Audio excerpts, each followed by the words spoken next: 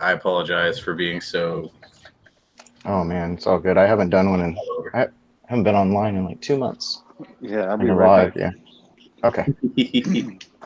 I'll just snuck to the fridge real quick. Sorry. Audio off.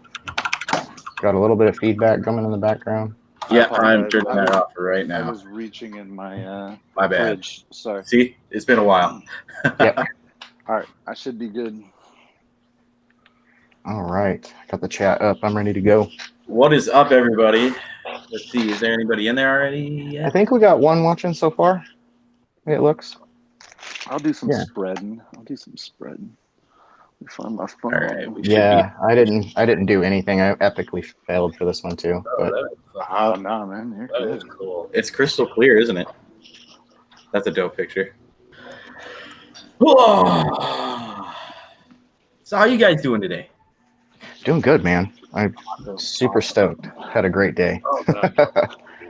Busy, long conversation. Lots of conversations today. Oh yeah, yeah, yeah. It's a good picture, but I don't. Yeah. Everything looks clear. So, Troy, right? Yeah, Troy. Hey, how's it going? I haven't met you yet, man. I'm Jake. This is Hey, Kyle. man. How you doing? Good You to like meet you. to hide? Yeah, we've met inadvertently through social media. We've met on threads, I'm sure. Yeah. How we met on agreement, who knows? But we're here tonight, so Right. I don't know. This was awesome. Through I social appreciate you guys media, we having know me. each other. Yeah, right. That's like the thing, right? Like that's how you know people these days, I guess. Whether it be, Yeah. I mean, in reality, it really is though. I mean, networking circles have always been important. I think they're overlooked a lot in what they are today, and people don't realize that everything is now a network circle. If you're on the network, you're in the circle, and everything you do is gonna be disseminated, right? So. Yep. Yep. That's that, man. What's up, Night Train? What's up, Night Train? How We you got doing? a couple of people. Yeah. Let's do this. I can't even see where the number is. Oh, there it is. I think we're at three right now. That's not bad to get started. Hey, man, Let whatever me it see if I takes. can share this too. Yeah, I gotta get sharing. There we go. I'm super excited for this though. Like over here. That's why. So Troy, what are your thoughts on the new system that's out? Like, just the initial thought. Yeah, Well, I would like to I just like to see what your initial thoughts were. Like, I don't want to dive into the features. Tell, man. I brought show and tell to just before I even got started here. I actually have a pair of those around here somewhere still left over, but I don't know if you see. There's a bag of Connex VTXs here. There's about 8 of them and about 4 cameras. There's the old receiver with the DVR and the splitter all matched together. Man. A couple of pods still together with cameras and VTX with price tags, $325. That was what I was reselling that drone for with the Connex on it. And now it's just completely obsolete. Oh, dude, it's been in a drawer for a year and a half, almost 2, actually over 2 years at this point. So yeah, you know, I'm very mixed feelings. I think, except for the people that have had their hands on it, there's no one out there that can really tell us the exact applications. We can definitely derive from, first of all, some social media posts, and second of all, just the specs and what it all says as to what the application is going to be. And I think application is the big thing here, right? I think that's for me and Justin. I know you know this. You know, my entire passion and goal in creating something in this space was about taking what we do and applying it to new things. In the same way that drones took off like DJI aircraft, these AP rigs, you know, these are called aerial, photography platforms for a reason, because whether it's photography or videography, that's what they mainly do. And so, you know, with what's coming out now, it's definitely a new evolution. It's a lot of things. There's going to be an application there. It's just going to be a matter of how do we find what application is useful for and apply it and just go with it. You know, I don't know. So I definitely think there's application there. I mean, I have one on the way, specifically because of what we do, which is FPV cinema at my company. So, yeah, Like you're one of the first people I've heard just be like, I have one on the way, and just zoom past that. Well, I mean, I'll be honest. You know what else I have that nobody talks about that I think is really interesting is this. Oh yeah, Like, yeah. I've been seeing you Oh, post. Yeah. Dude, I haven't even really been able to talk about it. I've brought it to like a couple of buddies' houses. My son plays with it every couple of days. I've literally played with it for about 20 minutes, but I'm blown away by it. And so, like, honestly, this thing helped me take a quick leap. That also, when I say I have it on the way, the company has it on the way. You know, I'm buying it as an R&D project for, again, you know, I have some posts on social media. You'll see, I don't have it with me because I literally just shipped it off to somebody, but I have a HD geyser. So I have a geyser it's set up with a HearLink system, which is a new APM hardware, digital HD link and a radio with a monitor built in. I have a geyser built. It hasn't been shown yet or flown very much yet because we're still R&Ding it. It's a private. It's an internal project, and we have to find our own time for it. So I actually just shipped it off to somebody to kind of do some final adjustments on the firmware side. But we're already diving into this needing an HD link. I get asked at least twice a week. I want an HD cinematic quad. Oh yeah. There's lots of ways to do it. There's lots of money involved, and at the end of the day, there's no time to R&D it. Usually, these clients are like, "We need one in 2 weeks," and you're like, "I could build it, but you know, it's going to be a one-off thing nobody's ever used before." So, anyways, I think that's where this stuff comes in play. Is if we can put a link on something eventually in a year that has 4K stabilization on board and all that stuff, that's where we need to be for professional use case with FPV and cinema and just taking it for application use. So yeah, no, those are completely agree. Yeah, because there's going to be some serious uses for this, because if you're not sure about the lighting shot and you take this up and you kind of get an idea at 720p, I mean, it's a big deal to me. Yeah, I don't know. I mean, have any of you guys shot professionally with like on set, or even just been on a set before? Because that's the part that's what drips out of all of this stuff for me, is like the people on set don't really understand what we do. And when you do bring these things to sets, it's difficult to show them. So if you don't have somebody connected to the project already that's kind of explained it and shown it, you got to put it in there. It's got to be in the director's view. It's got to be live. That's how they work. They work with live feeds surrounding them from every camera angle. The only ones they can't have are from FPV drones. So if DJI can get us there, then again, we can put these things on sets. We can do better things. We can build them bigger, because they'll give us more money to build them, because they'll carry bigger cameras, you know? So, and again, this is a very small aspect. So anyways, I don't mean to ramble. You guys, that's why I bought the Autel Evo, because they had the HD link that you can use for live projection. You know, you can catch the downlink from the quad and project it on a TV or send it over the air if you want to. So that's why I picked that up, and this is about the same price as I paid for that drone. I mean, it's kind of a no-brainer. Yeah, you know, I think that's the interesting thing is about the price points. You know, we know DJI is getting aggressive in lots of ways, and for good reason. And I think it's, I don't know how long. There's always been the industry leader when it comes to any type of drone footage. So why would you just venture into this? It's a huge part of the market anymore. So why not, right? Yeah.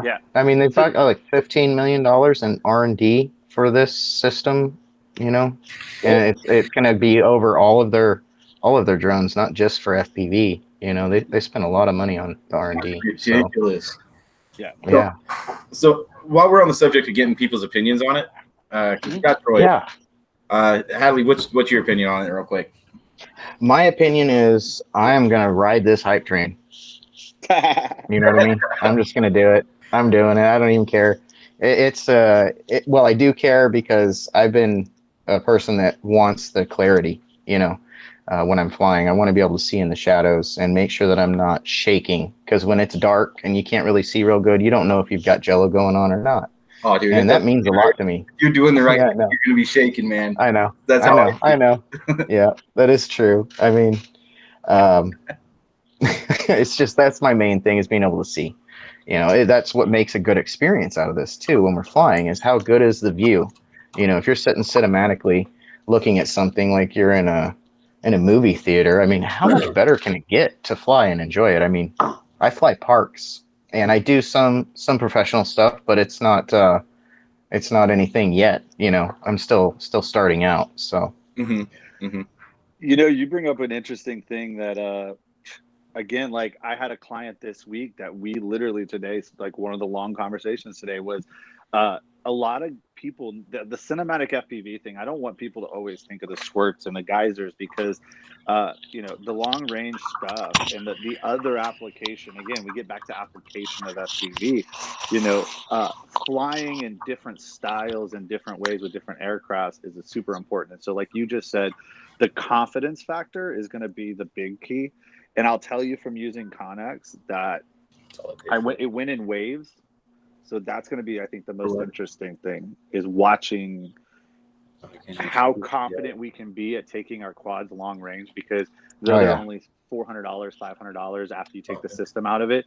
Losing an $800, $900 FPV long range drone is just not going to be fun, and blaming it on the connection, right? But you're right, dude.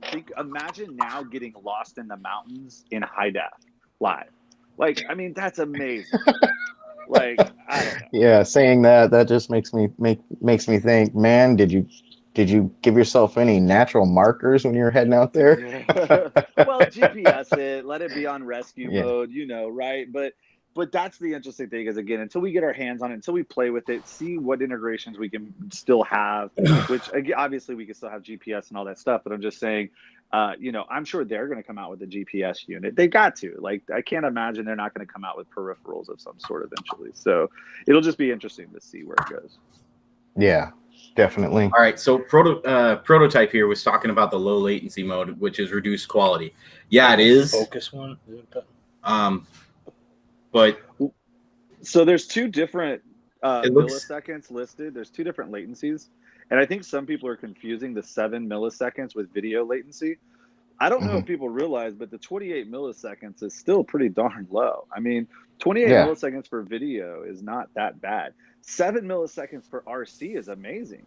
And so, I mean, maybe I'm wrong, but is Crossfire not 8 milliseconds, 6 to 8, somewhere in there? I think it is something like 15. I think with their updates, it's below 15. But like when it first came out, it was around 15.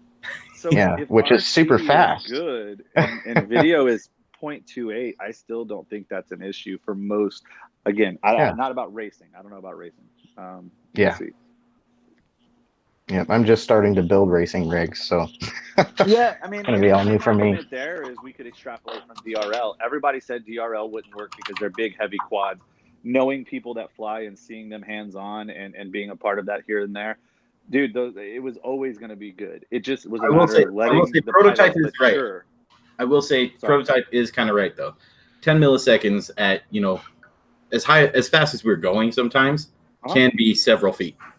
No, absolutely, but it adapts. And again, as somebody that flew Connex, I can tell you the 720 mode, you could fly pretty darn fast and not really feel it very much. Yes, you go to the 1080 mode and you would definitely feel it. So again, application. I don't think it's going to be for the top fastest racers on the planet yet. But they could go slower. They could fly more technical. They could still fly in HD and do it in a way competitively. No, absolutely. And somebody earlier brought up the fact that for the people who are racing right now, we're using the analog signals to track the racetrack, right? To get the times in. Yeah. To see if they work on the So how is that going to work? It's a 5.8 gigahertz system. It is 5.8 gigahertz. So they should be able to work. Connex can be picked up on any of the RF lap timers. They just have to be set to Connex mode, which it then looks for the Connex signal. So TBS, I actually ran a Connex race where I built 12 Connex racers 3 years ago at Maker Faire, and we ran a race tracker with it. So nice. Yeah. But I mean, absolutely, it should be fine. Yeah. You should still be able to track it. Now, I will say that brings up a good point, though. Looking at the specs, it's going to stomp all over everything.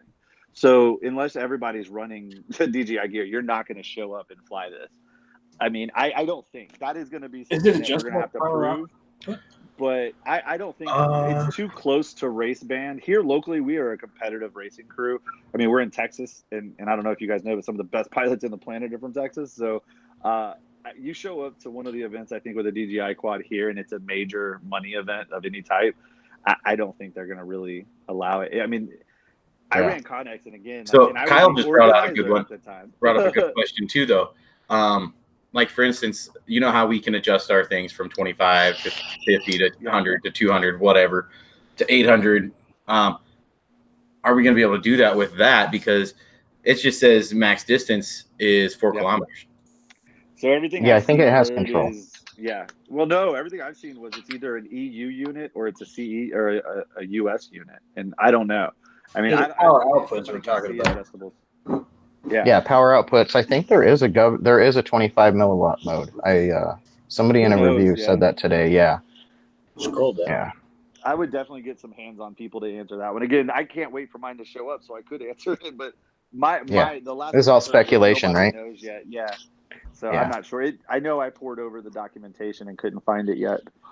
There's been a few people though reading the manual all the way. Again, I just haven't had a chance yet. See, I'm not seeing anything about adjustable. Yeah, if you can fly 4 kilometers, then there's different modes. So Tommy, oh my God, went over the modes in his review, which was pretty cool. Yeah, I'm excited to see how tough it is. That's my main concern. If I crash and hit a park bench, is this thing going to break? You know, even though the quad's not broken, is this going to have a failure? That's my other fear. I think we're one-sided here. Nobody here is actually like a real racer, are they? No, I mean, again, I used to be an organizer, and so I used to organize races. But no, I mean, it'd be nice to have a racer's perspective on here. You know? Yeah. Let me. Because I mean, it is a racing system. Absolutely. What they said, but yeah, no, I mean that for me again. I think racing until. And I'm sure DJI will be the one to do it. Babbitt's probably, if he's watching, he's probably telling us. I think DJI is going to end up in the situation where they're going to provide chassis and they're going to provide video systems. And then you'll be able to build the rest yourself, or you'll be able to buy their components that are going to be modular, kind of like the Robo over here that I have, the Robo Master. The way this thing went together, it was like a chassis that was like 2 pieces already basically just kind of together. And you put screws and all the parts together, and it basically built it out in a matter of maybe 30 minutes. And I could totally see them doing the same thing with like a rubberized, flexible polycarbonate shell. That is kind of like their actual preferred frame on here, just like everybody else got, was the Laser HD. Yeah, from Transtech. But Transtech has been working on a lot of different molded property. I don't know if you guys saw their DCL quad they did last year or earlier this year, I think it was. It was like, it looked like a DR1 racer. It was all molded and stuff. Oh, okay. So, you know, I could see again them partnering with somebody and building a molded, semi-flexible, semi-rigid polycarbonate shell. And you know, obviously, if they do it right, they could make it to where you could modulate. So T-Motor could make their own motor pods for them, and other companies could too. You know, you make it kind of like an open source design to where other companies can plug and play their components. It would be really interesting. I don't know. That's where I could see them going with this at least. Is actually that's the only way I see them getting into racing is they have to have the chassis. The chassis has to be flexible and it can't break really easily. If you can do that, then you can sell all the other modular parts that just plug into it. So I don't know. That's my. I'm seeing if I can get any racers to come in and talk about it. Yeah, I posted up on Rotor Riot and stuff too. So I want to give my 2 cents in, but I always like to hear what Kyle has first. Yeah, please do. Tell us. No, you don't want to say first? No. All right. We kind of had a little bit of debate about it on the Quadapulse page earlier today, and like I get it for somebody who might be new and doesn't have a billion freaking quads. I see on the back wall over there, you have a ton of quads yourself. I have 9, 10 quads myself. I have a few on the wall. If you think about it, me putting that system into each one of my quads, that's $1,600 if I have 10 quads. That's a lot of money to throw out for that. You know what I mean? Plus the initial investment of $930. I don't see myself getting into it. Plus, I have TBS going for me. I love the long range. I trust it. You know what I mean? And I'm not going to dog on their product at all. Yeah, I don't know what theirs is going to be like. Yeah, exactly. I can't say it is the best product in the world. You fail safe the other day. I did fail safe the other day, but we're 90% certain that was a broken antenna. Plus, we were behind crazy structures and fencing. But but that's just a lot of money for me to actually go and throw that much in. The goggles look cool as hell. They look cool as hell. They probably I mean, knowing DJI, quality's probably insane. I'm curious if there's better antennas for it. If you could put a better antenna. Actually, that's the other thing I wonder. You know what I mean? You can put any 5.8. It's a left-handed 5.8. Yeah, they were using LHCP RPSMA antennas earlier on Get FPV. So it's tuned for left hand, I heard and somebody say, but yeah, I mean, it's just like any other 5.8 system. We'll be able to do different, antenna mods and stuff. I think you're not wrong, bro. Like, not at all. But this is the thing. This is where we have to stop thinking in the us.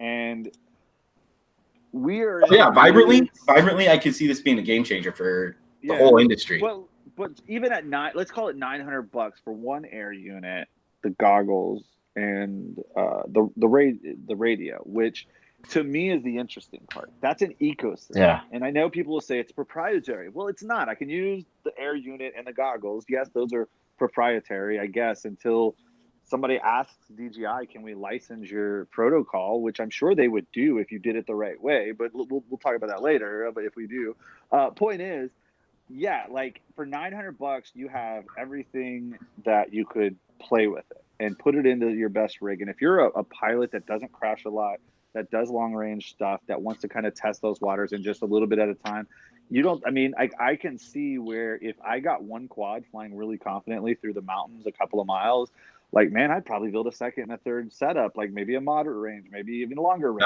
that is short range. You see what I'm saying? And at that point, it's $160 or something to add the system. I will say that's a lot of money. That's a lot of money. When I'm putting I'm putting VTX. But you got to think about it. Think of VTX camera. What if you buy good stuff? It's $60 for your VTX. If you go with like the new Pro 32 HV, and then you got the cam. Top of the line VTX gear and camera. It's $50, and that's the problem. And I get it.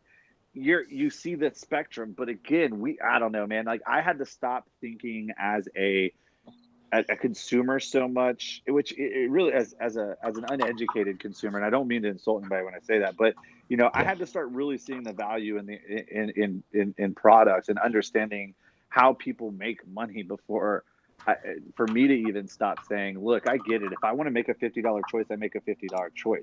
But that's a choice, and in doing that, I'm giving up lots of stuff. It may work, and it may work really well most of the time for me, but you're giving up certain things. And so I just would say that, yes, by paying that cost, you're going to get something that, like you said, the quality is through the roof 1,000 times higher than that $50 setup.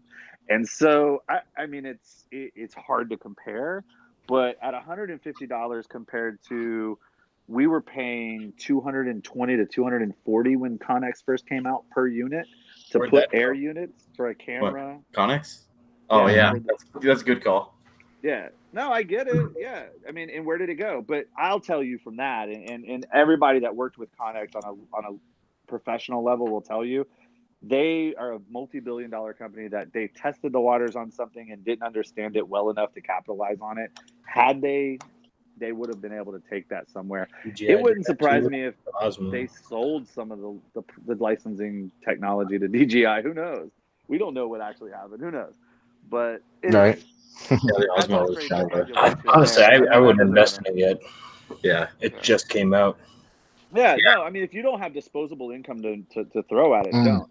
I see it, again, I'm R&Ding it for the company. Worst case scenario, we're going to sell a unit with one of these in it. Like, I mean, somebody's going to hit me up and be like, Troy, I'm sending you an air unit, put it in my geyser, and I'm going to go, sure. And I want to be able to do that.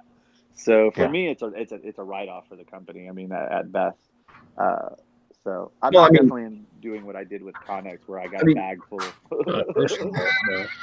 Yeah. On a personal note, no. On the company cost or a tax write-off, yeah, absolutely. I mean, we do a drone photography and cinematography as well here in Montana, and I mean, to Kyle's point here. What's that? A large market, bro. It's the whole state. Nobody else does it in Montana. No, I'm just kidding. Right. No, there's like 5. Yeah, there's like 5. There's still a lot but you have to understand, we also got a bunch of hillbillies out here that think you're spying on them. Yeah. So No. Yeah, they pull out their shotguns. Aerial photography, if you don't mind me asking, because I'm curious about that. How long have you been doing aerial photography and videography? Officially since March. Oh, okay. I just didn't know if you guys had been like back in the day with DJI gear or anything. We've used the older DJI gear, but not like No, we mainly use the FPV drones for the cinematography because we do, dirt bikes. We do. We actually were just flying in inside a huge fireworks display for the 4th of July, and I mean that's another thing too.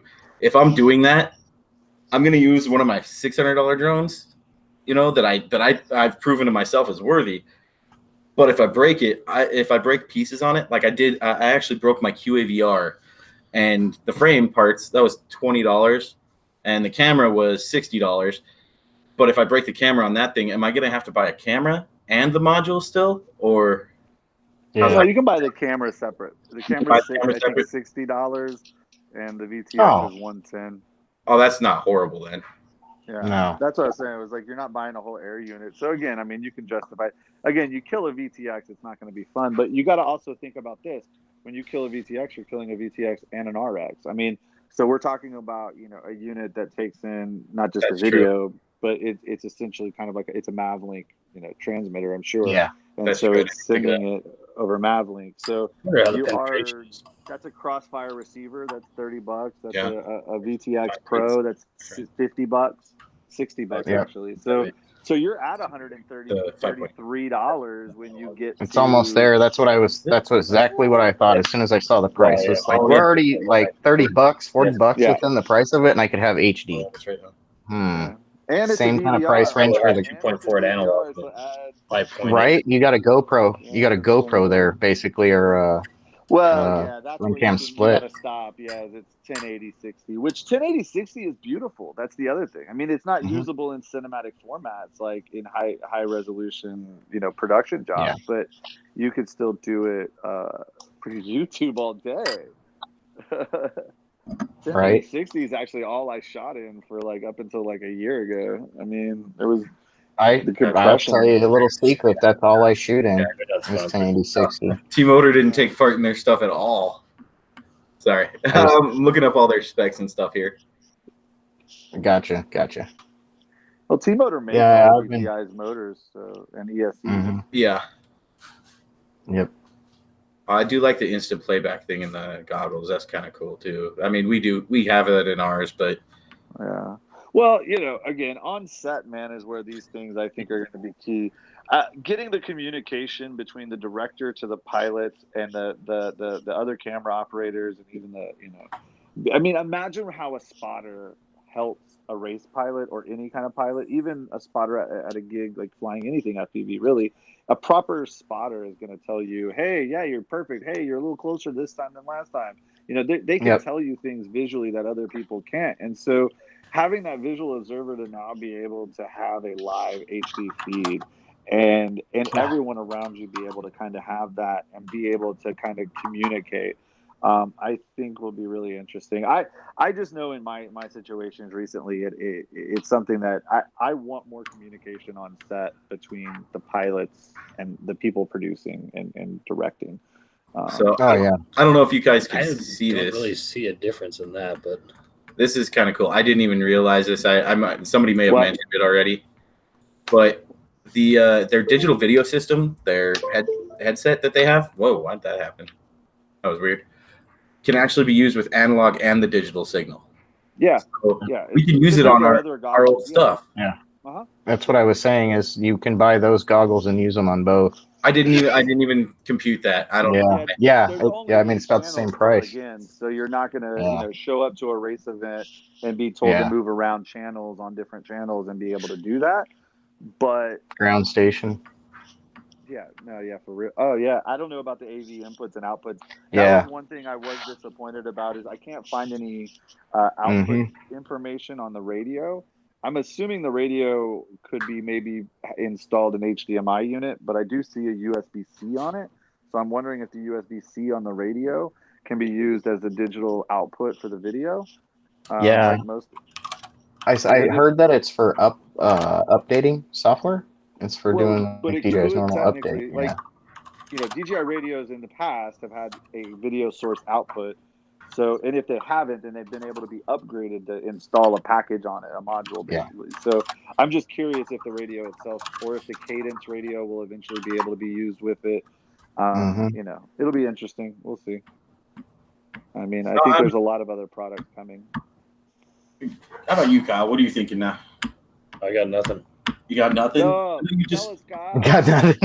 you just watched like 2-3 videos on it. I know you just got done watching Tommy. I didn't finish it. Oh, you didn't? You didn't finish it? I don't know enough about it to really say a whole lot. So yeah, I don't feel like I know enough. I won't buy it just because it just came out. There's going to be bugs, and there's a few things that I'm kind of curious about. How does it do as far as penetration when you go behind something? Not only that, I'm actually really interested in when TBS releases the 2.4 gigahertz video system they've got coming, and that to me is more important than the HD, is that distance and penetration. So this comes out, people are going to start putting things into works. Whether or not it's proprietary or not, that doesn't mean somebody else can't come up with something. Look at Clearview, Rapid Fire. Yeah, now we got the Fusion. Yep. Yeah. There's the focus thing there for your prototype. Oh, gotcha. So the left, let's see here. There we go. This right there. This one is focus mode on, and this one is focus mode off. Yeah. And is it? I read somewhere that if you're recording HD, if you're doing onboard recording, it slows the latency. It does slow it down, I believe, is what I've heard. Yeah, to like 23 milliseconds or something. Like 23, that's still as good as FR Sky, No. Best bus or whatever. If this is an actual good depiction of it, I'm impressed. Realistically, I mean, with focus mode off, that is like us flying our current It'd be cool analog shit signals. To see. Yeah. Yeah, I mean, living through it the way that we did with the Connex, I mean, again, it's going to get out there. Guys have it now, so guys can start showing it. I would expect by the end of the weekend, you're going to see several hundred reactions online of people that have tried it at their race, at their local hangout or meetup or wherever. It's going to gain traction. People are going to buy it. You're right. There's going to be hiccups. There's going to be glitches possibly. But I will say, I can't imagine it's going to be anything that's $15 million on R&D, right? Yeah, I can't imagine it's not going to be patched quickly, fixed. I mean, DJI gear always is, right? Anything with a glitch is always fixed. So I don't know. I don't worry about that, especially again playing with this RoboMaster, man. This RoboMaster thing is ridiculous. Yeah. Speaking of latency, there's latency here, but if it's this, which this has an OcuSync unit on it, I mean, it's pretty. I mean, it's crazy. This thing drives like you're flying. Like it has a yaw axis, like it literally because of the Meccano wheels. So like I saw Peter, whatever his name is, make a video on it. Yeah, it's so ridiculous the way that it moves, and you're even using an iPhone or a tablet to control it wirelessly. The latency, again, you can just barely see it, but it's not like 2 years ago or even a year ago where you're like, oh, like when you're waving to your Mavic like this, like it's not like that anymore. It's like that. Like you're just like, wait, did I see a flinch? Did I see it? Yeah. I can't tell if I saw like the latency or not. So I don't know, true. man. At 100 miles an hour, that could be a rock. Yeah. Again, bro. Yeah. Hey, show me your DVR of you at the last event flying 100 miles an hour. I'm flying like This is 50 true. miles He's an got hour us. cruising, bro. Come on. That's true. Yeah. I mean, That's true. yeah. Yeah, you got to I think think we about it all in real think we terms. fly faster than we do. That's Oh, the yeah. only thing, man. I'm not There's talking about a race. No, I no. feel like I cruise at 35, 40, Not on and the I'm road. screaming, Right. you know, but I'm not. Yeah, and who knows? But I mean, again, you're going to feel the latency at higher speeds, of course. But man, again, I'll tell you, I flew Connex for 15 months. Like there was latency, but you grew. It didn't take long, and you found the confidence. Remember, I said earlier the confidence came in waves. What happened was what you said: is it durable? Number one question for me is the VTX durable, because the Connex VTX was very susceptible to any kind of like hard jarring motion because of all the small little chips inside of it. And so even like for instance, I literally took a brand new unit up. It went 30 feet in the air and fail-safe and crashed straight down on the battery. And the VTX was in the middle of the stack. It basically jarred it so hard that it just killed the VTX. It didn't. I mean, I had fail-safed and crashed things, you know, but that was $150 down the drain. So again, like, you know, if it's durable enough to withstand that, and we can actually just have confidence in some kind of range, and it's not like, oh, is this going to be the time where last crash, you know, it jar something loose? I think that's the confidence we need with something HD. And again, the first time we start seeing these long range videos by pilots that people are doing really cool long range stuff and doing it in HD, you better believe people are going to start buying them and go and trying it. I mean, you know. It's going to sell out. We won't be able to get any if that's the case. Well, that's another reason why I bought one today. I knew that if I waited within a week, like the RoboMaster, I had to wait a month for mine. I was pissed. I waited 4 days. I almost checked out 3 times, and finally I did. Wise investment. That teaches you a lot too, though. From what I've learned about that little unit, you can learn a lot of coding and stuff. Dude, yeah, it's until you look at the app and see what it really does. It's crazy. It has like a whole. It walks you step through step from learning how to program the thing to basically do whatever you want. Crazy. I'm reading up on the radio right now about the 2.5 mile distance, stuff like that, latency, and all that stuff. What do you guys think about the actual radio itself? It's a Mavic, or not a Mavic, a Phantom or whatever. Phantom style, I mean, it's clean looking. I mean, for business purposes, it looks nice. It's not something covered in stickers and stuff. You know what I mean? I don't know. I'm trying to look at everything from a business perspective instead of just consumer. You know, as a consumer, we're gonna depict things and be like, well, I can get in and fly for a lot cheaper. You know, and this has been tried and true gear. You know, and if you're coming in with a budget, that makes complete sense. You know. But when you're trying to build a business, you go after the things that give you an edge. I was just saying, consumer reality here. I spent $500 on my goggles when I bought them. Then I had to buy a receiver. I mean, it still cost me money. Yeah, what was it, $600 total or something like that? Yeah.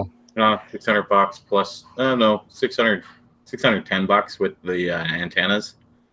Yeah. Did you guys order any of you guys order the the Orcas pre-order? No, I have not. My buddy did, so that I'll get to see them firsthand when he gets them. Nice. Yeah. Yeah, I saw them at CES. I actually spent some time with those guys at CES. Those are going to be dope, man. Those are going to be awesome. I do think the radio, for me, again, kind of like you said, for me, it's workflow, man. I love it. It's an ecosystem that I can put in a professional person's hands that uses DJI gear all day, and they now have a cinematic tool that can do FPV. So for me, again, I just think that application is where it's at. What was the latency on the Oculus when they came out with that one? I don't know what the OcuSync latency was. I'm sure it's on the website. The goggles they came out with first. Yeah, the Oculus goggles. They had them for a minute. I don't even know if they Do they still sell them? I have no idea. I think. You mean I know you somebody mean the that bought racing one? the race racing one, the goggles? race one, yeah, that flips down. Yeah. Those were all right. I used them. I gave those a try. It was like sitting in a movie theater with standard definition. You know, it was okay. There was no latency. It's just the range on it wasn't good because it was a single antenna. Didn't have any diversity or anything for a patch. So that was the only thing that was limited with it. Now, here's another thing. I was wondering is patch to do on it. What's that? Oh, they got 4 on there. I wonder how. Yeah, there's 4. Right. Do you think because DJI is so GPS oriented and everything, do you think inside of that big module there might be like a GPS thing in there too? I mean, we can pop one open and take a look to see if it's got a GPS antenna in it pretty easily. It'll be known. Yeah. I don't think so. I mean, they would have enabled it, I would think, and put a port on you to be able to access the GPS data to send it to your flight controller. But again, this gets back to I got to take a look at it. I'd love to see if there's an additional port, or if I know there's a USB. Obviously, you know, is there going to be a USB-C module that you could add to it that would be like an expansion? So like you get back into looking at like their flight control systems and how they build their flight control modules. Everything's usually modular. Same thing with this Robo Master. It's got all kinds of extra plugs in it, man. Like you clearly are going to be able to do lots of different things with this. So it's just going to be, I'd have to take a look at it. I haven't seen any extra ports though. Does anybody see any extra ports? That I couldn't see every side of the unit though, so I didn't know if I was missing one. Yeah, and I was looking at it going, are they going to come out with a V2? Like, is it going to have flight controller built into it? Because this is beta flight only, I believe, right now, 4.1. So you're going to have to run it on the beta version if you have it at this present moment. I was going to say, I think it's funny that they came out with it right when Top Gun's getting released. The goggles. That's funny. I mean, it's a good time. I mean, they look like they belong in that. You know, you come home with them and you're like, hey, honey, check out my new goggles. And she's like, are you flying planes? Hey, Maverick. Oh, my wife's oblivious. Let's see here. There's documents and manuals on here already. So the air unit, let's check that out. Oh, gosh. It's big. Let's see. Well, that's cool. So they've got the manual out there. On the side, on one side, it's got their connection port. 2 MMCX. 2 MMCXs. And then the micro SD card slot. I don't see like another port aside from no, I don't either. So yeah, and with GPS, that's going to be ran through beta flight anyways. You know, right. rescue mode, everything's going to be in beta flight. So Scroll as long as this doesn't interfere with it, it should be fine. Which it shouldn't. It's 5.8. Yeah, you are to be able to run it at normal. Yeah, exactly. Your power, you can't run anything above a 4S on it. I mean, you could I mean, I plan on taking, when I put it on a 5S geyser, just taking and running 4S voltage to it off of a BEC. I mean, an adjustable. Yeah. I'll just run 4S directly to it. Whatever. Yeah. What's the minimum? Power, so. 7.4. 7.4. Yeah. What's the draw on it? 9 amps or something. Is it really? I don't know. Tony Cake posted something. It was like a ridiculous number. Oh my. Next to S bus? What? Oh, that's if you're running their transmitter. Oh yeah. Where's the video wire? Is it the yellow? No, yellow is the HDL, which would be transmitter, right? Ground is signal ground. So if you're gonna wire it up into like transmitter too, so I don't think you. Oh well. Well, I'm saying if you want to wire it up and use your OSD and shit. Yeah, how are we supposed to use the Betaflight OSD? So, from my understanding, you're not going to be able to get all the OSD stuff on there. They'll have voltage. Oh well, right here. Looks like their gray UART TX connects. But basically, you can send telemetry to it, and like back, you're taking the OSD back off the flight controller and putting the OSD back on now the VTX on the air unit. It would be inline here. That's true. So you would run. You're going to basically send the telemetry data to the air unit. And I wonder if you could splice their cable lines for the camera to the VTX. And it's a digital signal. Thanks for joining, Val. Have a good night. Signal. It's a what? It's a digital signal. It's not an analog signal. So there's not just From like the one camera video. to the VTX? Yeah, it's a digital. Yeah, so the camera. OSD. Yeah, the OSD is not going to be compatible. So like sense. It's just like an HDMI camera, not an analog camera. Oh, so there's no video line running to it. Yeah. So like so it's actually running. What is it on digital video? 3 or 5?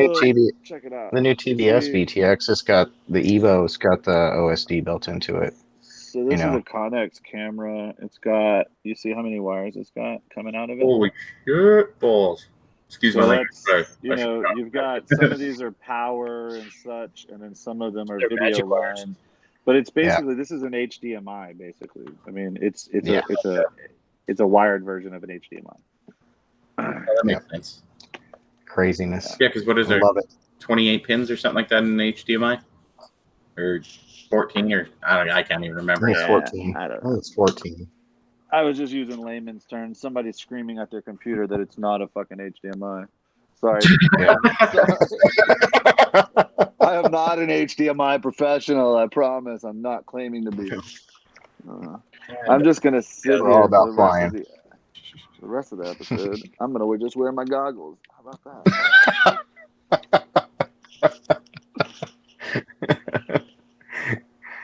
He's gonna rip. No, I won't lie. I'm in Kyle's boat here. It's not something I'm going to get the first version of. Once it's tried through and proven, I'll probably go and grab it too. Yeah. But that's going to be a year from now when they come out with the V2. You know what I mean?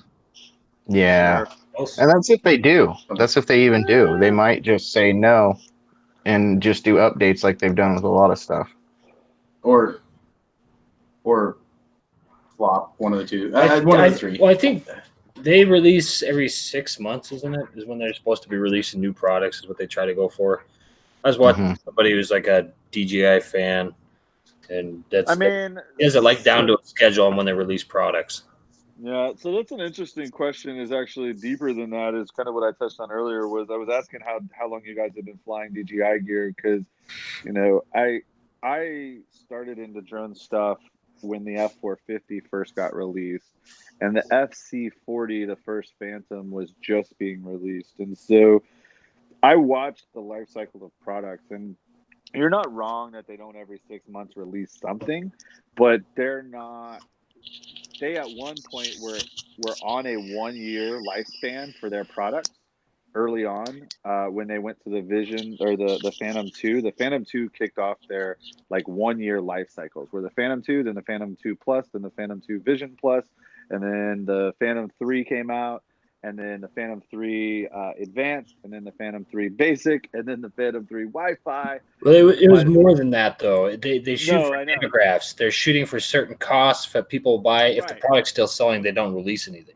So they have stuff in the works. You just brought it up. So if you watch the DJI grow from the FC40 and the F450, they found, because they were the only ones doing it, that they had something people exploded to use.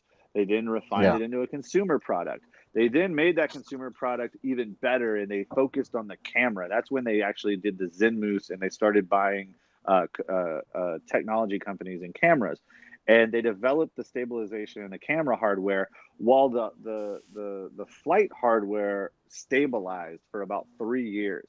And they basically started making toy-grade drones with high-quality gimbals and cameras.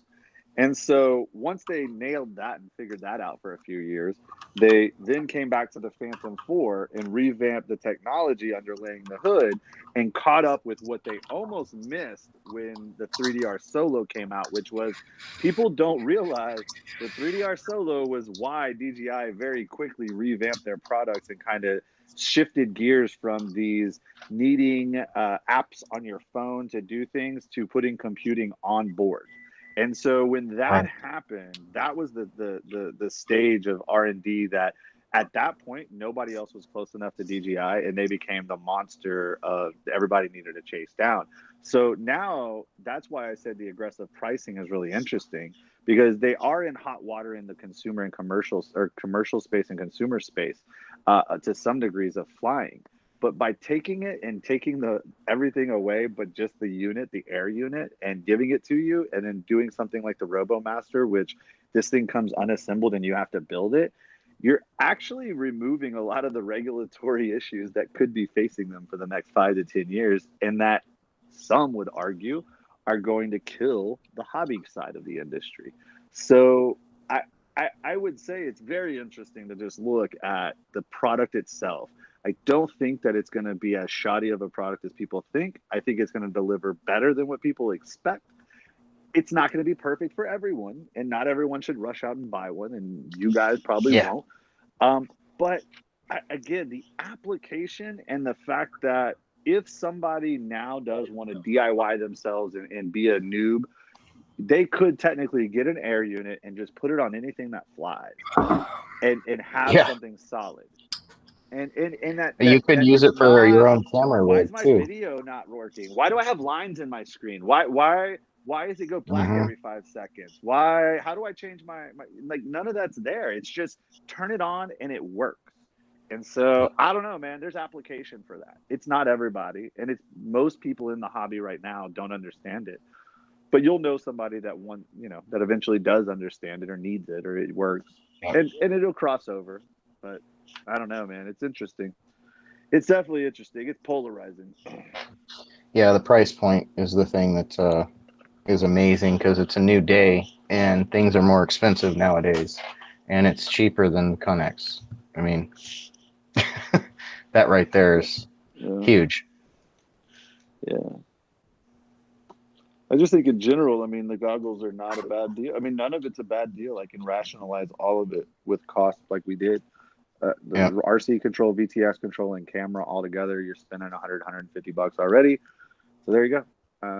Again, the goggles, hit or miss. I mean, I think it's crazy that not more people are think they're stupid and ugly. I actually am one of the ones that think they're stupid and ugly, but I also kind of think they're kind of cool. I literally had the thought, which I can't believe I had this thought. Am I gonna be like self-aware of in public, when I'm goggles on, what people think of me now? I mean, it's one thing to be in the park again with these things on, and people are walk by you and they're like, "What?" I do think the VTX setup. I think the VTX RX setup is going to be a little cumbersome for a lot of racers and stuff like that. People who are building into smaller drones, but for Tommy put it in a 4-inch. Tommy put it in a 4-inch. Is that what it was? I didn't get to that far. And it's a 4-inch. You got to watch it, man. Scene is not going to be, again, it's not going to be the home for it. Yeah. But if you have a local guys that have so much time on their hands, they want to put a spec league together with these things and once a month, have a race at the baseball fields, you could totally do that. Right. Yeah. Why not? Have your own little mini DRLs at your local baseball field. I don't know. 37. Yeah. 44. And set up flyers for it so you can get people in the neighborhood to come check it out. I've actually done that to get people to come out and check out little racetracks that I've set up at the baseball field here. So yeah. Do they have a weight on it? I've gotten some people to actually be interested in it, and they fly regularly now. So I felt like reaching out. I think it's 48 grams is what I've seen total. Oh, that's not bad. That's not bad at all. I could be wrong. I don't know. I thought that's what I heard. Oh, 45.8 grams. There you go. Yeah, that's nothing, really. If you add everything together, so is that just the VTX RX unit, or is that the cam as well? That's the air unit. That's the whole air unit included. Camera included. It's not bad. I remember off the top of my head, Connex unit was 113 or 130. It was something crazy. It was over 100. I know that. It was 113, I think. Yeah, DJI spent a lot of money on this processor. I will say the weight of the headset is where it might get me a little bit too, because having the big box goggles. What does your goggles weigh? I don't know what they weigh now. Actually, I can find that out real easy. That's why they have the head strap. I mean, the strap looks cool. Yeah, it's like a nerd strap, but it'll it take is. the weight off your nose. I mean, if you're bitching about weight on your nose. Yeah. Yeah, most of the times though, if you're really trying to get something good cinematic, you want to be like stationary, not always standing, sometimes sitting, so everything is real stable. Yeah. No jerks, you know.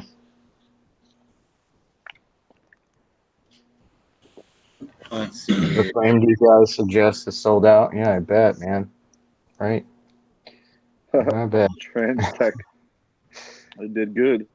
Transtech's an interesting company, though. I mean, they've pushed out, like I said, some interesting quality-looking products. Manuals until it is it. Yeah, definitely. I can tell you from inside standpoint, they've tried to partner with a lot of different people, which was, not a lot of companies from China actually reach out and try to partner with very specific companies. And I'm not even speaking of mine. I'm just saying other companies. 86 grams.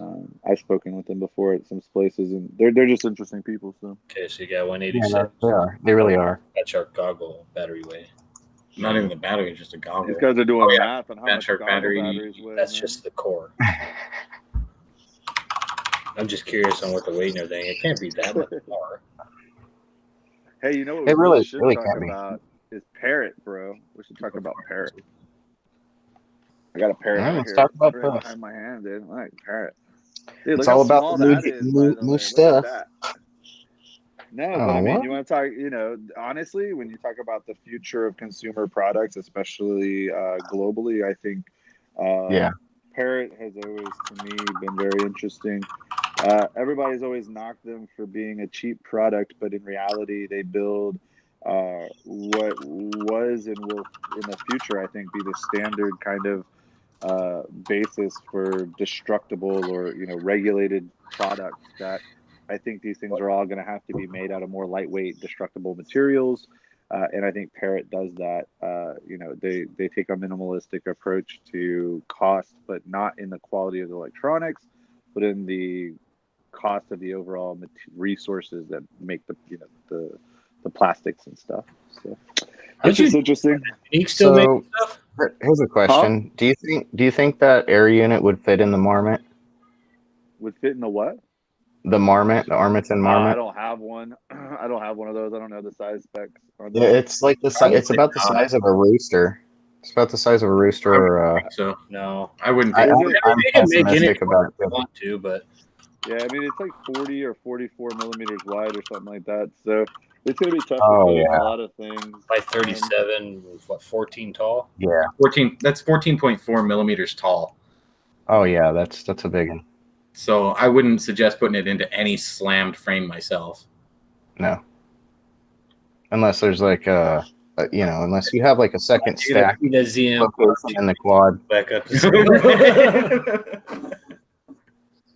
Like on the what is it, the Source One? It's got a second stack for a 20 by 20 in the back. I think it would fit on that. It's something that's got a lot of room in the back. Yeah, QAVR frame, alien frame. Yep, alien. Blackout. Definitely. The black, yeah, blackout frame would work just fine. Maybe even the reverb. It might be tight in the reverb, but it might fit. I don't think it'd work in a reverb. Yeah, good, wouldn't it? No, it'd be tight. Yeah, that's what I was thinking. I mean, you could always. Well, no, you couldn't put taller stands up because you lose your camera mount. Unless you did a different camera mount. You can probably put it in anything if you just modded it a little bit. If you mounted it, need a camera mount, I think. But that's 44. Oh yeah, that's hella long, isn't it? Yeah. Well, you check out the size of your best bet's your bottom mount batteries, which fly different to me, but. Yeah. If Tommy was able to fit it in his little build, that was. He put it on top, didn't he? No, it's right inside. Is it? Yeah, go take a gander at the video real quick and I just tried to watch the video and then this started and I didn't get to finish it. I've been on the road all day, so I haven't had time to do research. Even though this thing was coming out. We've all been busy all day. Oh yeah. I caught 2 videos. I caught Kebab's and Tommy's. Kebab did one? I bet that's good. Yeah, it was pretty good. I didn't finish his. I finished Tommy's. Like Tommy's blatant about more active. Yeah. It's Tommy sold me on it. I mean, I'm not going to say anything, but I'm definitely looking forward to having one. Yeah. That wasn't a remix, was it? I think it is the remix. No. Like he cut the carbon fiber and everything. Yeah, no, that's not a remix. Little 4-inch, and it fits right in the back the way he did it. It's pretty dope. Oh yeah, he built a custom frame basically, didn't he? Yep. Well, I think it's his frame. It looks like a bigger Brat, kind of.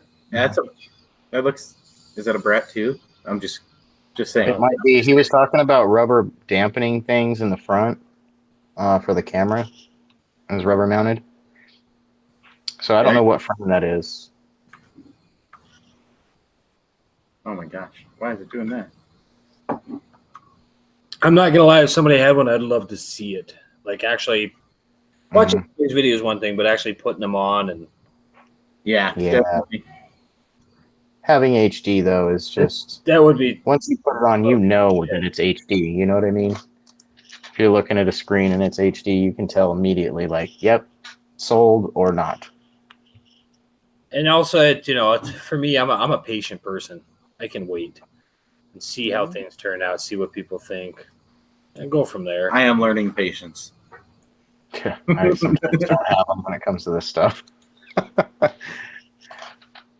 I think when I first got in, I was flying the Inductrix, and I had the screen, and that's what I learned on at first. Oh, you did, huh? So, yeah, and then I would not buy a cheap set of box goggles. I wouldn't do anything like that until I found out what I wanted. So I waited. I got that, and then I bought the 250 Vortex and line of sight flew that. We actually met in a hobby store. Ironic, right? They're like, you're the only other drone guy in the whole state. You can still buy an Ace 32 there. They don't have anything but like old. They still have a couple Sharpoo frames. Goodness. Hey, can you order me a set of props? Yeah, it'll be like $6 a set. We're just DYSs. Yeah, I know, and we've paid it too. Like I went to hobby shops because I needed something, and I was in another city and I forgot my stuff, so I was subject to their cost. I think your prop bag is the last thing you want to forget when you go to another state. Oh yeah, he does. He's still got Afro ESCs. He's got 4 of them in a box, not a box, but a package, and he wants $100 and some for them. The Simon Cage, they are, right? Yeah. He's probably paid a lot of money for them too. I bet you back in the day when they came out. Yeah. True. Yeah. And that's the thing about this industry is it's changing so fast. It's almost hard to stock anything. It slowed down a lot from when I first got into it. It grew massively, and now it's growing like crazy here where I'm at. There's always. I'm talking about the products themselves coming out. Oh yeah. I feel like it's still every day is evolving. Well, they jumped from CC3D to F3s to F4s to now OSD, and it was all in such a short period of time, is what it was. Now we're looking at F7s, and we've got better. I've only got the one F7. That's that KISS V2. Yeah. How many F7s are you running, Troy? So I mean, I've dabbled with the F7s here and there. I'm the wrong guy to ask for multiple reasons. One, I choose not to dive too deep into research specifically on specific technical topics because I'm the type that once I dive in and I commit, I get passionate about it, I'll be into it. And that's too much information. I can't do what I do best with all of the finite information. So I couldn't tell you all the right reasons why I'm not into caring as much. There's a few reasons why I'm now interested in a few of the F7s. So you bring up a good point. Everything's changing at times. People bring out new products. It's the problem with the hobby side of what we're in is we're in a hyper cycle in a small hobby niche where there's not a lot of accountability out to the companies that are selling products because it's a hobby, and quite frankly, it's not talked about enough. I don't know if people realize there's a reason why hobby shops are called hobby shops, like because what you buy there are not guaranteed products to work. It's DIY products that you're gonna do. That's why almost every hobby shop in America is like you can't return anything, or if you do, you get credit, right? Like you get some credit. there's no money in that shit anyway. So anyway, point is, when I started QSL and we came up with the name Quad Standard Labs, and I say we because Quad Standard Labs is not just me; it's everyone that's ever been a part of where I'm at in my career, and I started in the drone space 5 years ago by happenstance, and so I made that into a career, and all the people I've talked to I brought together, and one of those people is who we came up with the name with, but the idea evolved from using the words, the play on the words was we're going to standardize in our eyes what we use and what we produce. So like you come to my site, I'm not trying to be the biggest retailer, and I'm not even telling you, don't, please, dude, you go buy something right now, I got to pack it up and I got to send it out. It's actually more work than it's worth. But I say that with a smile, please buy product from us. But in reality, my retail front is more about having products for me to build drones with for clients, which funny enough is not what I have to do to make a living with QSL. We have consulting work that we do Monday through Friday. And I say we because that brings in the circle, the network of people that I work with. I've got people that have gotten contracts through some clients to do designing of platforms, some large UAS platforms. Got people that are doing branding work. I got people that are doing website work for companies. But the point is, I don't want to be selling product, but if I'm going to sell it, it's going to be the standard. And the standard is it works. It's really well supported by whoever makes it, and we believe in it, and we know how to build it, and we build it every time kind of the same way to make sure that it's standardized. And so when you come to my site, I've got Talon products. So I love Heli Nation, and I love John and Patrick and the guys there. They over the years have always tried to do things the right way, and they are transparent in what they do. The Talon products are CL Racing F4 and F7 products, but they forged a relationship with Chang at CLR, as well as so is Pyro Flip, and those products are essentially kind of standardized and the same now. They're Acon ESCs, and they're Chang built CLR FCs. So that's what we use. I actually just got S7 Fusions in today from them that we are a premier launch partner of theirs. Just because we build with their products, and they like to give us some love.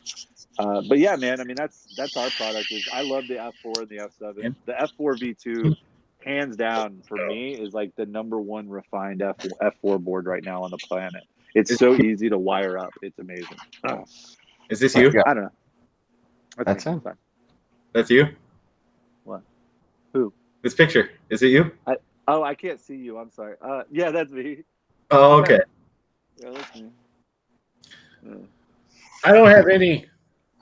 I just have the one. Yeah.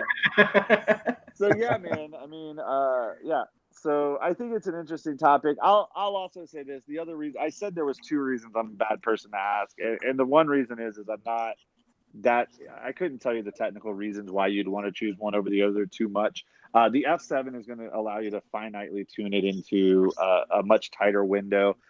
You're definitely going to get some rock solid tuning out of it. But honestly, if you're not trying to get just crazy rock solid tuning around the racetrack and stuff, then maybe you don't need an F7.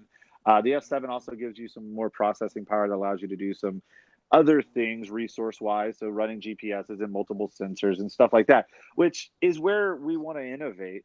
But the second reason why I'm bad about this is, I'll tell you guys, even the Talon F4 and F7s, they're not innovative technology. They're not the innovative flight controller systems that are being put in like APM rigs and DJI equipment. Like those are not what do you think of Pitstock 4? This. So the flight, do you see that white box right there? Yep. Yeah. You see this PDB right here? That's a standard size PDB, like it's not a 20 by 20, it's like a 35 by 35. You see that white piece of plastic though? That's a flight controller. That is an F7 full on three IMU run everything APM flight controller. It's literally smaller than a Talon. And it's got 2 plugs that you plug in, like kind of like a wiring harness. And it's got like you can wire your own connectors to them. That is a $300 flight controller made in the United States, like on a factory floor in San Francisco. That's innovative. That's an F7 that's innovative. I'm sorry, I'm not knocking the F7 Fusion. I sell it. It's the standard in FPV for sure. But guys, it's not innovative. That's innovative. Being able to plug canned buses and all kinds of other crap into it. That's what I want to be able to do. I want to be able buses. That's where it's at right there. And all over this thing. I want to be able to fly it and let it like not hit somebody when I'm flying my geyser at Will Smith, trying to make my geyser fly like a bird that's attacking him. I want to be able to get right up to his face and not hit him, because at the last second the sensor says no, back up 2 feet. I still am in full control up until that moment, but isn't that something that would be pretty cool to be able to go film on set? Is to be able to have a flying camera get up in your face. I agree completely. That's the type of stuff that gets me up in the morning, and I start banging on emails and answering phone calls and building drones. And sure, we'll try that. You want us to go pretend to be a bird? Let me go grab a buddy and go run around by the lake. Let's do it. We did that. Stock footage too. You know what I mean? Yeah. So. Anyways, and we're down to work with whoever's down to do it. Again, the coolest thing is a funny thing, Justin, I invited Justin to come out to Interdrone. We're going out to Interdrone for some clients to work at their booth. Not work at their booth. They didn't ask me to. We're just going. I'm invading their booth. You're going to see some of these drones that I talked about there, including if I get this FPV stuff up and running on a geyser, it'll be there. And I think people that want to make this a job, they don't realize right now is the time, man. This product is a great example. Are you kidding me? Like, it's a great example. I don't know. Yes, dude, you guys have the SE in stock right now. Okay, I won't lie to you. It's on there. You'll get it with an Immortal T. In fact, I'll probably email you and ask you if you want a short one or a long one. I order them both ways. If I can't get the SEs, I just order the regular ones and stock them with the antennas. Just because, it's the same thing, same price. Like I can, like, as a wholesaler, you get them for the same price. I just don't like buying 2 things. You know what I mean? Oh yeah, no, but I'll just. Isn't it like $2 difference as a wholesaler? Yeah, basically they build it into it. Yeah, but you'll see. I don't have a lot of stuff. In fact, all the props that we carry are props that people have bulk buyed. So we do bulk buys for pilots and for builders and just people that, like Justin, he does it. We give them a good price because we'll piggyback the big order and we'll order some extras. So basically I stock whatever the guys that order props from me want. When you expect the Source X in? I have this one, and then I have a brand. You could order one right now and I can ship it tomorrow. I have one more in stock right now. It says pre-order. I need to change the site. It came in last week. I'm not in a hurry to sell it. This one's actually a stand-in frame. So all that gear I showed you is actually for another project that we're building an actual frame for. Like we're designing a client frame. And so this frame will eventually be my personal just crap. I'll throw something together. I ordered a second one that's on the website it's in stock. I just got to change it. It's literally like right there. My stock is in my hallway. My wife is hating me right now. I'm not trying to be a retail store. I'm really not, man. In fact, no. I honestly, and I don't mean to sound like a dick, but I haven't looked up Quad Standard Labs before. Dude, you shouldn't have. I just started the company like 3 months ago, and I'm literally like, nah. So don't worry about me. No, that's the whole point. Is like the only people that I'm heavily. People know in the Cinewhoop stuff.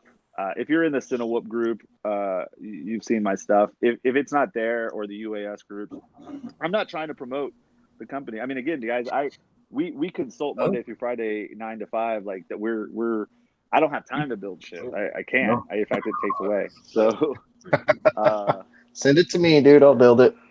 I got you. I know you say that. That's funny. I mean, we could go really deep here, man. But basically, I've trained people to build, and I'm on the verge of having somebody build some stuff. But hey, do you have a V3 on the Source One by chance? A V3 on the Source? No, I don't have Source One stuff. No. There's no margin in that. There's no margin in really any of the TBS stuff. There isn't. If you asked me if somebody wanted one, I'd build them one. Like our custom configurator that you can build a quad on, like it says we'll build it with whatever frame for, however much it costs. Like I don't like that. I'll build whatever you want. I just prefer to build what I know. Because again, I'm not chasing hobbyists either. That's the other thing. I mean, the guys making your own motors too.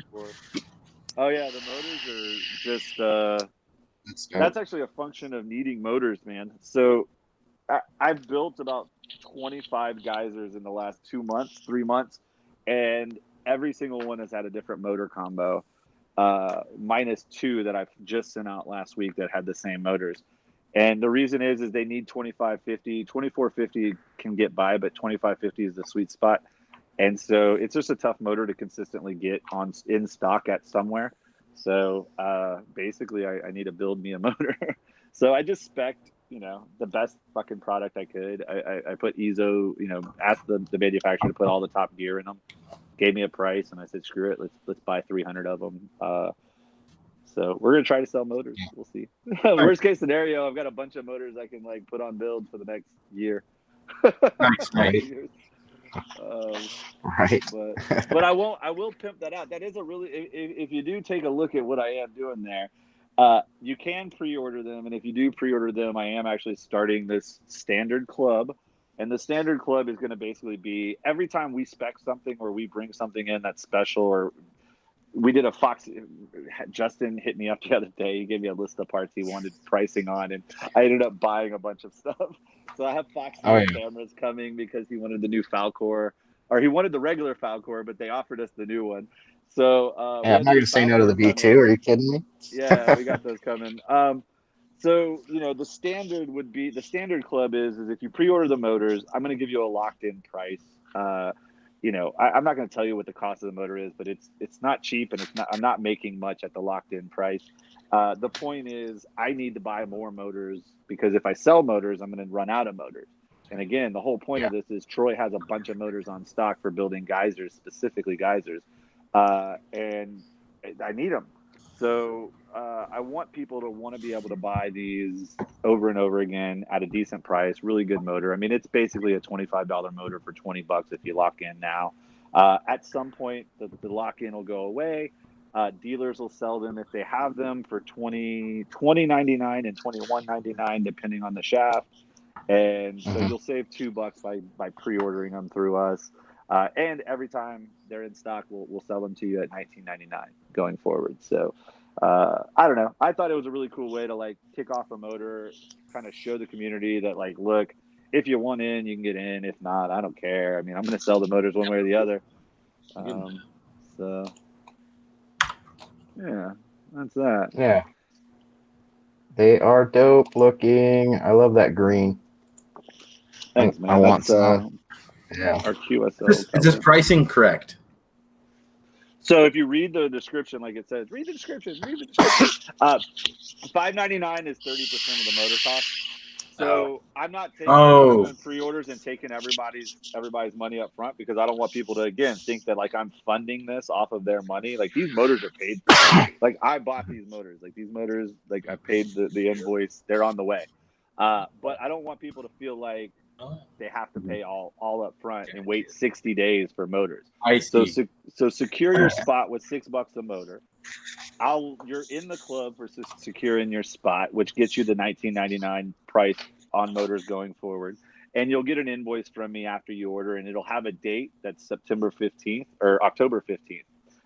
The motors are actually expected by October 15th, but not October, September 15th. I apologize. The motors are due September 15th, but I'm releasing them on October 1st to make sure. Again, I'm just trying to avoid missing deadlines, having people's money. So basically, you put $6 a motor down. I'll invoice you through QuickBooks. It'll have a date to do. You pay the money as long as you pay it by the time it's due, they'll ship as soon as we have it. Yeah. Does that make sense? Does that make sense? I think I tried to make it easy, but it wasn't easy. So, I don't know. Yeah, it makes I sense, just, again, but you could also pay that invoice at any time. So if you want to pay it the night of and pay me off, feel free. It again was more of, I just wanted people to understand this isn't a hyped product. This isn't, you know, Justin asked me, hey man, send me pictures. I want to post them. I'm like, no, dude, like at this point, I mean, it's just word of mouth. He shut me down quick. It is crazy because most I was people like, that know me as like Chef PV would be like, oh, Troy would be all over hyping that stuff. Like, again, the hobby market is not, it's not something I want to take advantage of or try to make money at. It's a hobby. It's not intended to be a money-making, industry. So I make my money in the commercial side, the consumer side, the helping people navigate the world as a business. I can do that, and then I can tinker around. I actually go fly now because I want to go fly, which is really cool because I hadn't flown for so long for me. So it's just really cool to be able to like do all these different things. And then it's really hectic on days like this when something fun comes out and you just want to, talk about it, and you have work that you have to do. Did you see? Hey man, every once in a while it's good to take a break and just speak your mind. It is from that day. Yeah. Well, I love you guys for that because, like, Jake, dude, like you said, you like, I don't know, like I feel like you're one of those level-headed guys that I've always, over the last, I think 2 years that I've seen you in the background, just doing things. I just really I can't commend you enough for like you've always been a pretty solid, even keeled. I like the way that you just kind of talk about stuff, man. I mean, I will say that is a lot of help from this guy. I used to have a pretty hot head. Like I could see it. I could see it. I think we all been there. Once in a while. Yeah. But, yeah. That's good, man. You guys make an awesome. Plus, this guy, okay. Do you guys each have your own like flying partner, like hobby flying partner? Mm-hmm. Yep. Okay. This dude pushes me to do shit that I don't normally do, and then I do the same to him. Last week, I had you saw the post where I had to replace my GoPro. Yeah. So we're flying around this park and there's baseball fields and stuff like that and buildings and all this junk. Dude goes behind the shed and everything, and he's all the way across this baseball field and everything. And I mean, there's stuff that should be just dropping our signal left and right. He does it just fine. Just fine. I go to do it, and I go one way, I'm okay. I go the other way. He's like, why don't you go the other way? And I was like, okay, let's do this. Well, I broke a damn GoPro and everything, all that. RX lost. Yeah. I've never once. I had my goggles. Were you running 2 watts or are you running just the 500? 250, right? 250. Are you using the small module? Oh yeah, I'm using the junior. But it shouldn't have caused it. His antenna was broke. Yeah, my actual antenna, my Immortal T was broke. Oh man, what do you fly? Huh? What frame do you fly? What day of the week? I like it. No, my normal 2 frames are gonna be the Reverb and the QAVRs. Nice, cool. No, I was just curious. Yeah, I actually destroyed a GoPro this week too. I actually just got it replaced, I think yesterday. I hate talking about GoPro issues, man. My warranty just ran up. I was cruising and I hit a curb, dude, like dead on, and just smashed the whole. $40 for a replacement is not a bad deal at all. So no, it's not. I have a Session 5 that the warranty just ran out on. So if I have anything happen, I'm gonna have to go buy a new one. Go get GoPro Plus. GoPro Plus? Yeah, it's $5 a month.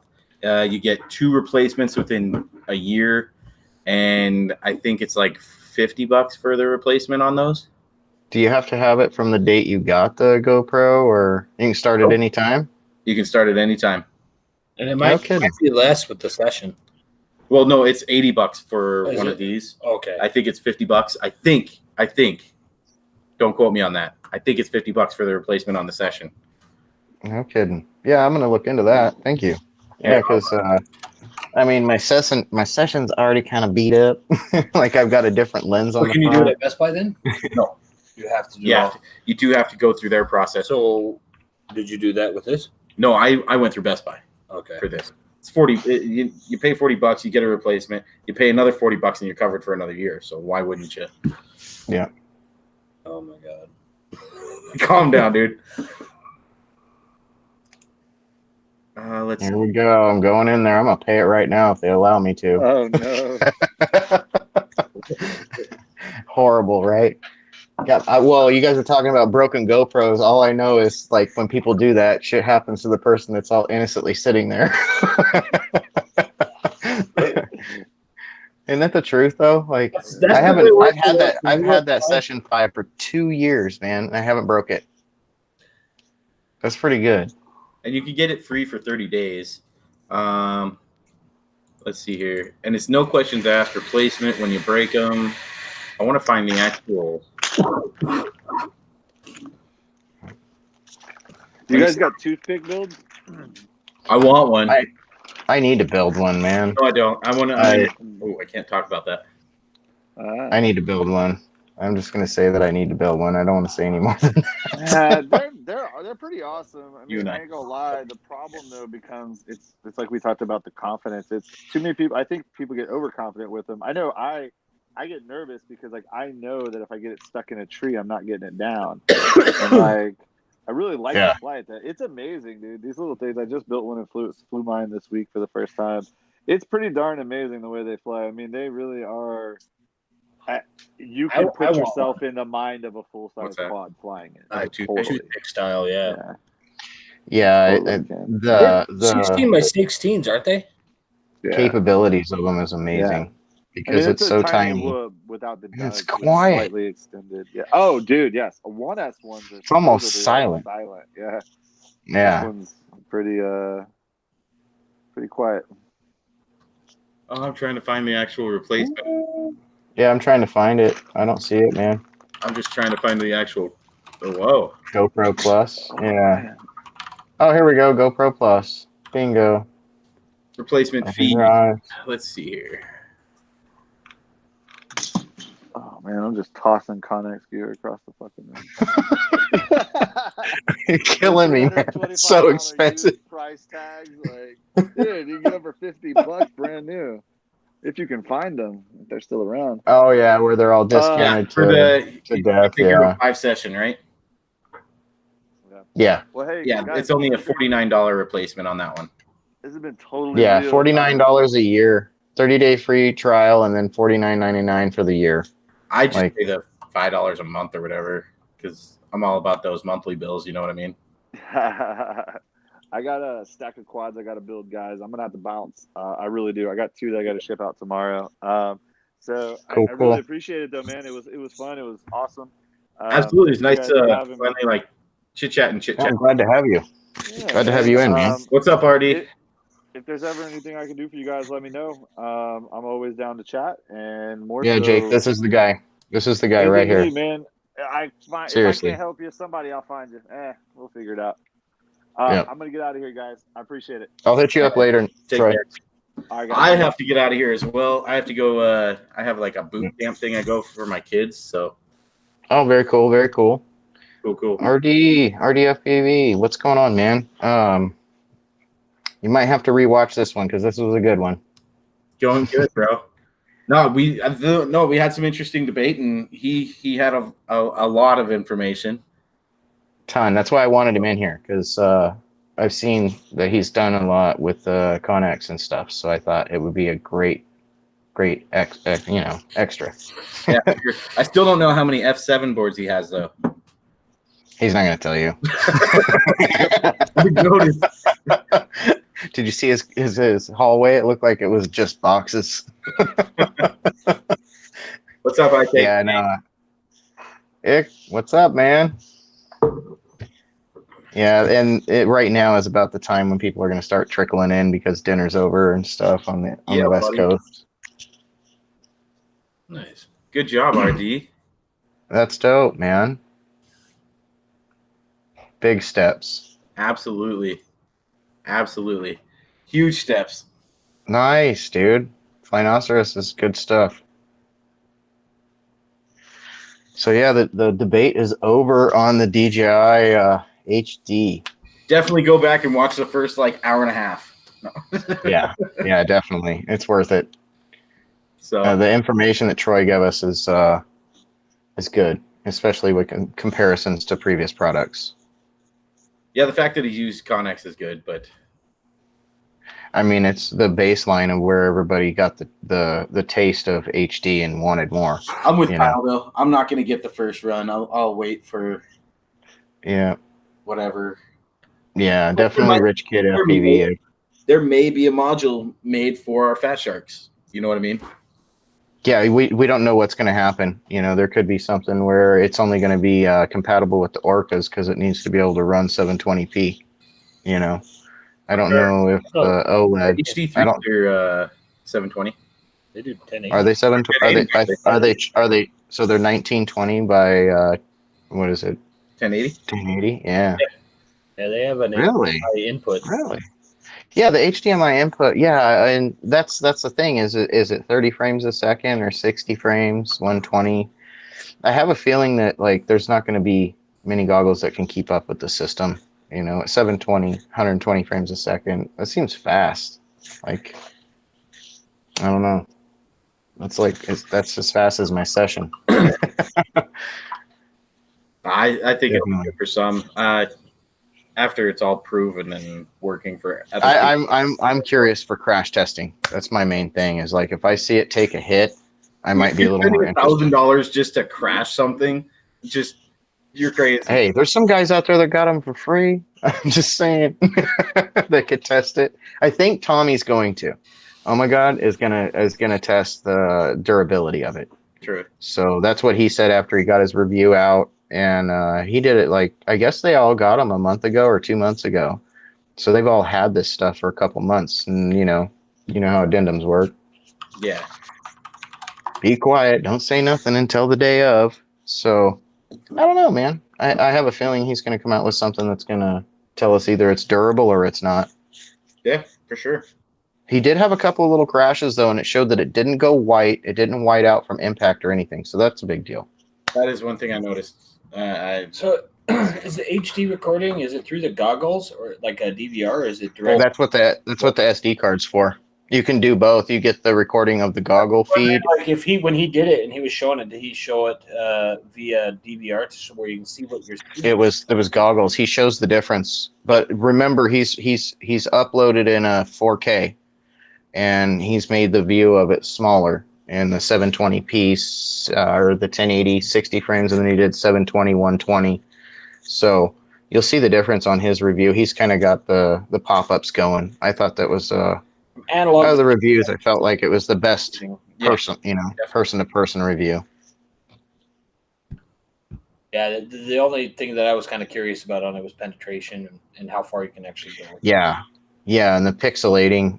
He was saying that the pixelating, and then all of a sudden it's just gone. You got white. You know, it doesn't give you that artifacting picture like it doesn't give you a warning at all.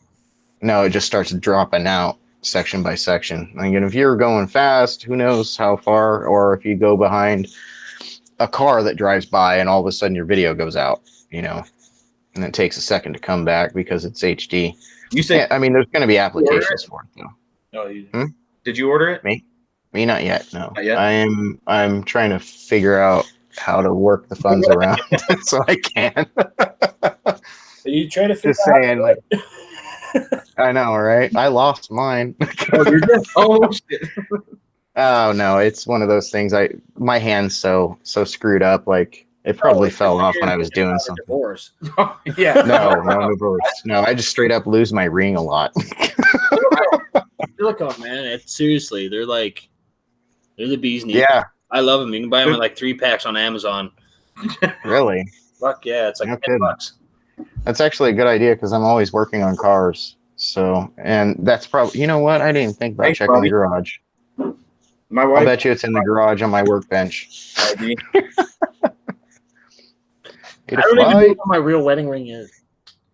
I don't even know anymore. Don't say that on here. My third one. Oh yeah, I've crushed 2. I got that tungsten stuff. Crushed 2 of them. Well, my gold one I bent doing pull-ups. The other one I think I just lost, and then picked this one up. So silicone, man, I love it. I might go to silicone because I had to take this off. I have to. A lot cheaper to lose that. A lot cheaper to lose the silicone than And you can usually buy 3 packs. So you got spares. Yeah. Right. All right. All right. I think it's time to call it. Absolutely. I think. All right, guys. Get at you next time. So anybody that's watching the stream next week, do you want to do it next week, Jake? You want to do it same day? Next week, Wednesday, Thursday is fine. On Tuesday, I don't care. Works out. Yeah, we'll post, guys, when we're gonna do another. Next week's another live stream. Yeah, we'll do it on my channel next week. Sounds good. All right, fella. You have a good night. All right. You as well, man. Night, guys. Nice meeting you, man.